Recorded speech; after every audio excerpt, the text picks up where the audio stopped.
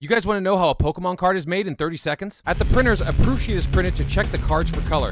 Once adjustments are made, master plates are created for each color, up to 8 color plates. These plates are dipped in the ink to print the cards. The cards are then printed using $8.5 million printing presses that are 120 feet long. Each printing press can produce 26 million Pokemon cards per day, or 220,000 double-sided sheets. That's a lot of Pokemon cards. Machines then cut the corners of the cards to create rounded edges. The border thickness is periodically checked by employees to ensure that the card borders are cut correctly. Cards are also periodically checked for quality control. In this episode, we're going to discuss an official statement from the Pokemon Company regarding production and supply chain. Before we get started, guys, I want to be completely forthcoming. This information can be found on Pokemon.com. This was forwarded to me by the owner of my LCS, which I really appreciate him for, because I would have never found this by myself.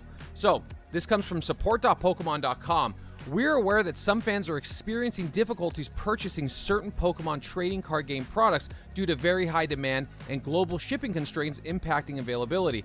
We understand this inconvenience can be disappointing for fans, and we are working to address it where it is within our control. So those are a lot of words that aren't really saying much. All I'm hearing is we're still talking about supply chain. I thought this was an issue that was actually taken care of and it was no longer an issue, but I guess not. No. Wait. This also could be a semi-fancy way to say that they're trying to figure out logistically what they're going to do by changing the borders, because although it's still a printer, I think there is some type of logistical crossover where they can't use the same sheets, the same type of materials, or the same process to go from yellow to silver, but who knows? A lot of people have said it's an issue, other people have said it's not an issue, but this may be a way of addressing that. In situations where there is limited availability, we are actively working to print more of the impacted Pokemon TCG products as quickly as possible, and at a maximum capacity to support this increased demand.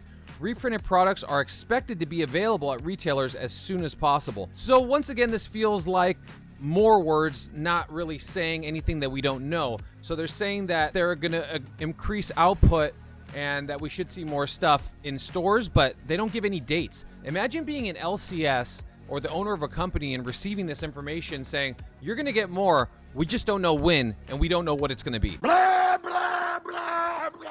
That's pretty much what I'm hearing, and I kind of confirmed that with the owner of my LCS. That must be super frustrating as far as being a business owner and hearing something like that, and it's so vague. Like, at least tell me, okay, you'll be receiving more product in Q2 of 2023. That makes a lot more sense. Okay, here's where it gets a little bit interesting. For new Pokemon TCG expansions launching in the future, we are maximizing production to increase product availability upon release, and we will continue to reprint the products to replenish stock at retailers as soon as possible.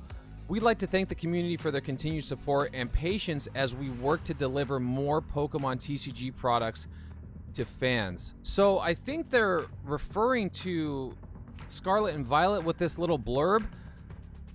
Okay, so what this is kind of saying to me is this blurb is for Sword and Shield. This blurb is for Scarlet and Violet. Both are saying the same thing, which is really nothing. What would you say you do here? Well, look, I already told you. I deal with the goddamn customers so the engineers don't have to. I have people skills. I am good at dealing with people. Can't you understand it? What the hell is wrong with you people? And it's just saying we're going to get it to retailers as soon as possible. So what is being said to LCSs? You know what I mean? Like, what if you have a rep for the Pokemon Company and they're like, hey, I don't have any Pokemon left. 80% of my sales are Pokemon products, and you can't tell me when I'm going to get more or what I'm getting.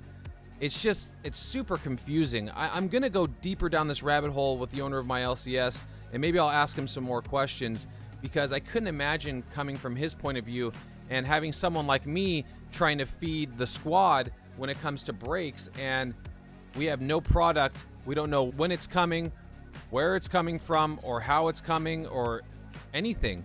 And not to mention all of that, everything that I've been seeing from Scarlet and Violet has had a drastic price increase. I've been seeing the base set booster boxes for Scarlet and Violet at $160, which is not a small increase. That's about a 160% increase. Kind of interesting. I don't know what to make of this. So guys, I wanted to bring this information to you, even though there's not much meat on this bone. It is kind of telling in terms of a company point of view they sound like they don't know what they're doing or how they're doing it or when they're releasing it. And I don't even know if this is on purpose. This doesn't even feel like they're trying to hype anything up. I truly believe that they're having internal logistical issues, whether it's a border thing or crossing over to the new set, or really if it's truly supply chain issues, so maybe raw materials like cardboard and ink. I have no idea.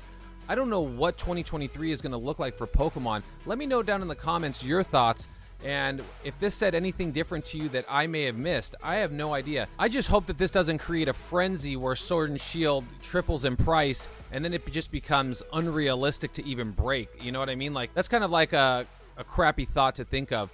And I feel like it's almost kind of happening almost. I don't know. If you guys are enjoying this type of content, hit the buttons down below. Hit the subscribe button. We're on our way to 100K, baby. There's nothing stopping this one. I'm going to see you guys on the next live or the next episode. Peace.